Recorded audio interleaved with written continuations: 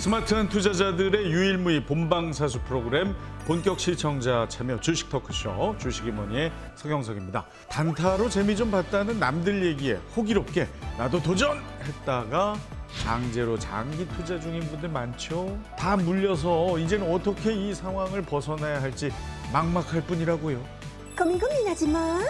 주식 현명하게 잘해보고 싶다면 주식이머니와의 동행이 답입니다. 주식을 왜 해야 하고 도대체 어떻게 해야 하는지 지금부터 제대로 알려드립니다. 여러분의 주식 투자 감각 주식이머니와 함께 하신다면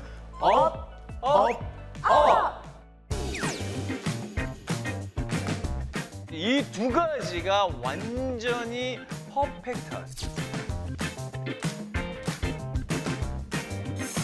이제 물 들어올 겁니다.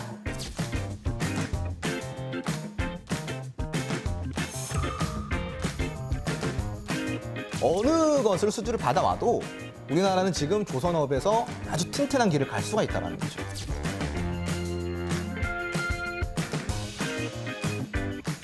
아는 만큼 보이고 아는 것이 힘입니다. 주식이 무엇이고 왜 어떻게 해야 하는지 주식 일타 강사 홍주원 소장이 핵심만 쏙쏙 짚어드립니다. 주식이 뭐니?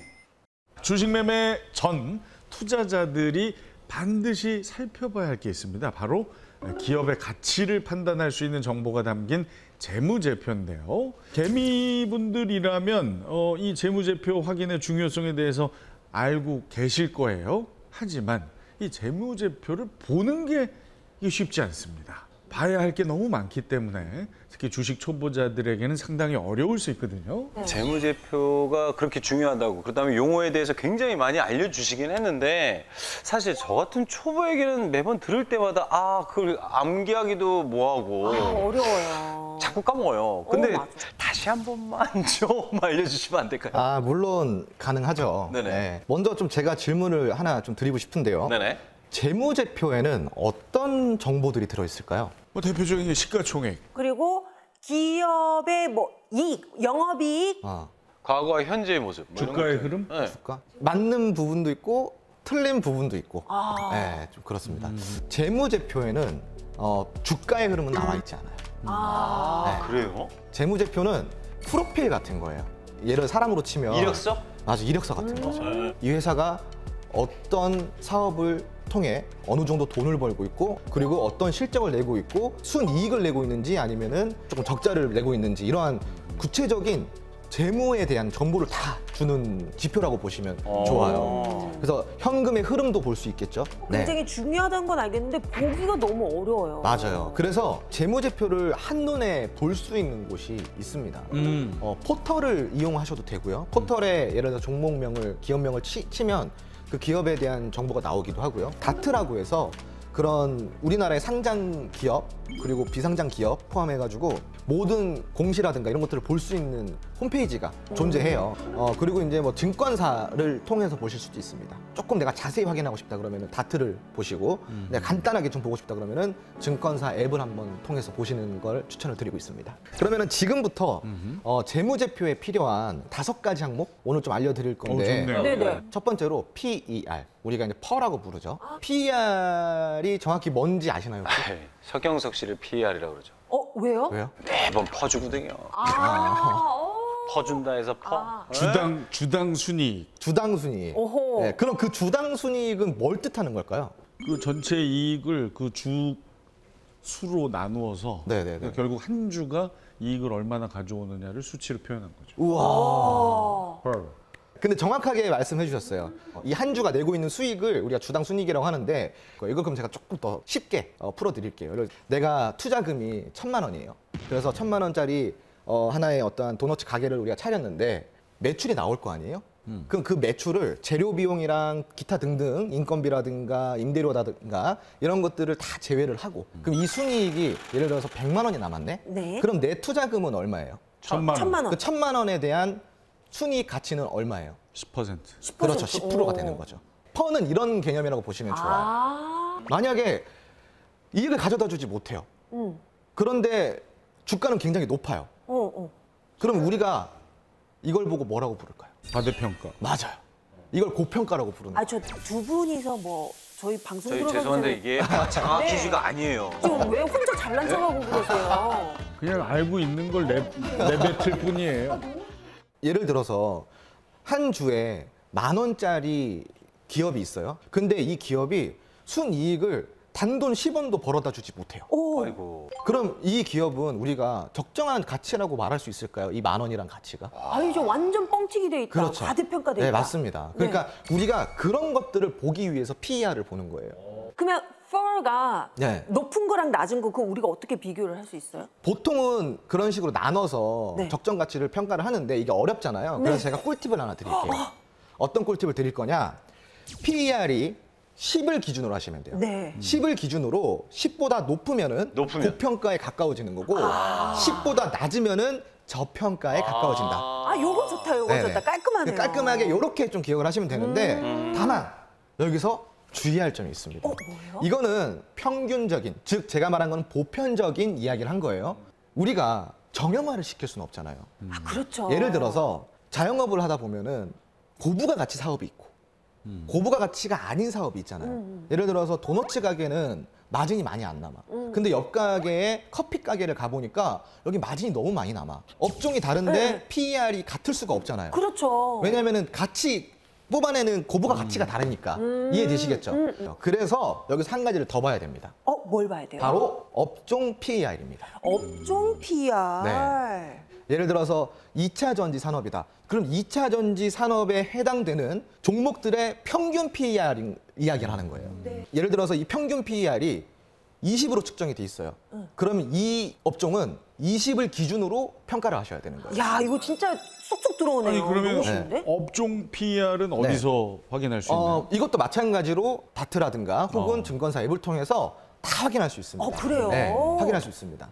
그리고 세 번째로는 영업이익이에요. 하지만 그냥 영업이익을 1년 단위로 보는 게 아니라 최근 3년을 보시길 저는 추천을 드리고 있습니다. 왜 3년? 우리가 이제 그 거래 정지라든가 상장 폐지 조건이라는 게 있어요. 3년 이상 적자를 보면 이 기업은 관리 대상 기업이에요. 거래 정지 위험이나 상장 폐지 위험이 있기 때문에 우리가 적어도 3년 이상의 영업 이익은 무조건 체크를 해야 된다. 자, 그리고 네 번째로는요. 바로 부채 비율과 유보율이에요. 오. 부채 비율이 낮을수록 그리고 유보율이 그에 비해서 굉장히 높을수록 이 기업은 재무 안정성이 좋다라고 좀 보시면 좋아요. 부채 비율 대비해서 유보율이 적어도 5배 이상 높은 종목들을 저는 조금 추천을 드리고 있습니다. 이거 혹시 네. 사람한테도 적용되나요? 그럼요. 제가 네. 지금 만나는 남자가 유보율보다 부채 비율이 좀 아니 높으시는 내가 지금 부채 비율이 좀 높은 거 아, 같아요. 본인이. 그런데 여기서 또 이게 있어요. 부채 뭐예요? 비율이 유보율보다 높더라도 네. 이거를 조금 더 너무 위험하게 안 보는 경우도 있습니다. 어떡해요? 생산성이에요.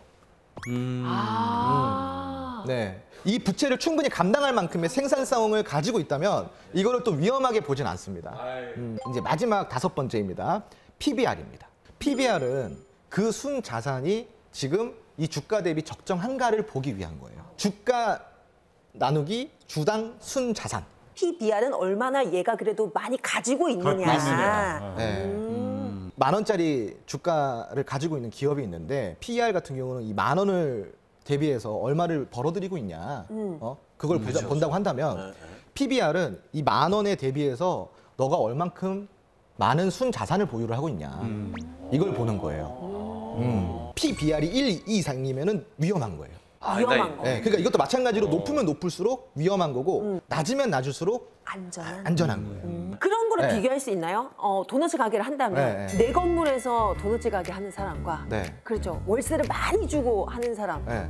이것도 비교해 보면 비교할 수 있죠. 그렇죠, 그렇죠. 네. A라는 기업이 있어요. 이 A라는 기업이 옷도 만들고 막 뭐도 만들고 하는 섬유 공장을 4개를 가지고 있는데 이 4개를 다 임차로 쓰고 있어요. 임대로 쓰고 있어요. 임대로.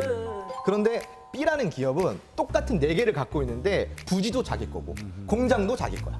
그럼 의미가 확실히 다르네요. 다르죠. 그렇죠. 네. 다르겠죠. 파산을 했을 때 버틸 수 있는 힘이 있냐 없냐의 차이를 볼 수 있다. 네. 아니 진짜 좀 저희가 이렇게 말씀해 주시니까 막 이렇게 응용도 할 수 있고 많이 이 머리에 늘었어. 쏙쏙 들어오는 것 같아요. 진짜. 너무 감사해요. 네. 이 5가지 항목만 무조건 체크를 해보자. 종목 매수하기 전에 이 습관만 들여도 위험 종목은 웬만하면 피해갈 수 있다. 위험 종목만 피해가도 사실 주식에서는 한 3할 이상은 먹고 들어갑니다. 큰 손해는 피할 수 있다. 네. 자, 이렇게 주식 투자에 대한 알매 확장을 돕는 주식이 뭐니 알려드린 재무제표 체크리스트와 함께 각자 보유 종목의 펄, PBR 등 5가지를 점검해 보시면 좋겠습니다. 그리고 점검하시다가 어렵거나 궁금한 게 있으시면 우리만의 소통 공간이죠. 카카오 채널톡에서 주식이 뭐니 검색하시고 친구 추가해 주십시오. 시간상 방송에서 모두 다 다룰 수 없기 때문에 홍주원 소장의 꿀팁 조언 물론이고 정성호 씨 같은 주식 초보자들도 쉽게 이해할 수 있는 장중 시황 보실 수 있습니다. 그리고 박현아 씨처럼 주식 공부 좀 해봤다 하는 분들 종목 정보가 가장 궁금하시죠? 실시간으로 확인 가능합니다. 주식에 대한 말 못할 고민, 주식에 대한 궁금증까지 홍주원 소장이 직접 주식이 뭐니 채널톡에서 속 시원하게 풀어드립니다. 주식의 기본을 다졌다면 이젠 주목해야 할 돈이 되는 주식을 알아봅니다. 주식이 오늘의 주제를 바로 공개합니다.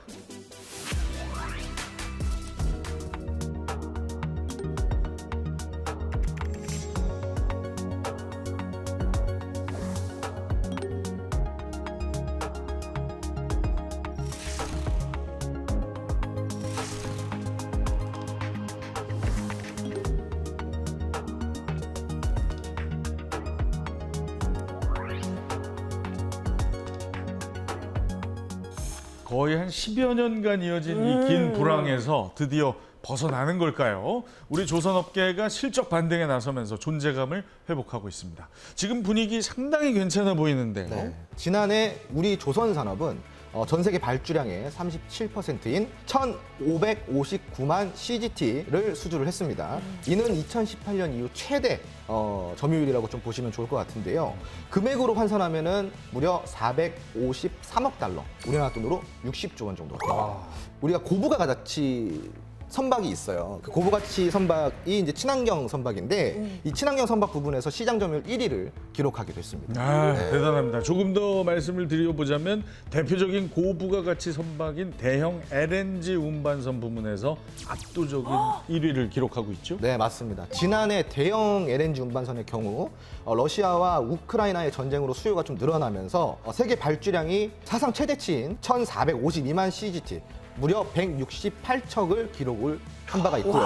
이 중 우리나라가 70%에 해당하는 1,012만 CGT를 수주를 했어요. 그래서 이는 이제 우리 조선 업체들이 굉장히 좀 뛰어난 기술력 갖고 있기 때문이라고 좀 보시면 좋을 것 같습니다. 야, 70%는 네. 정말 대단한 것 같아요. 역시 우리나라는 거북선의 민족. 기술력 세계 1위 놓치지 않을 거야.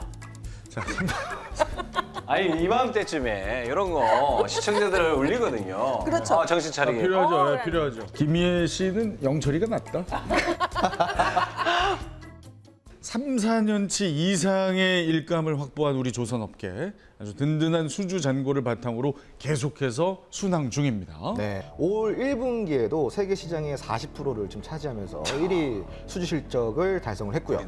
이는 수주액 기준 94억 달러. 특히 올해 1분기 대형 LNG 운반선의 경우 전 세계 발주량이 19척이었거든요. 그래서 이 중에 90%인 17척을 우리나라가 수주를 해온 바가 있습니다. 네. 정말 그 세계 1위 조선 기술 강국으로서 K조선의 저력이 또 한 번 발휘되고 있는 만큼 조선 3사도 이익 실현에 속도를 내고 있습니다. H한국조선해양하고 삼중공업은 2분기 흑자 전환에 성공했고요. 한오션도 수익성 개선에 나서면서 적자 규모를 줄이고 있는데 하반기에는 뭐 3사 모두 흑자를 달성할 전망이라고 하니까 지켜봐야 할 것 같습니다. 자, 정말 긴 불황을 딛고 다시 웃기 시작하는 우리 조선업. 우리 홍주원 소장은 과거에 조선 관련 종목에서 무엇에 주목을 했는지 이제 궁금해지죠. 이론 강자이자 실전 강자 홍주원 소장의 실력을 바로 보겠습니다. 이름하여 홍주 원픽.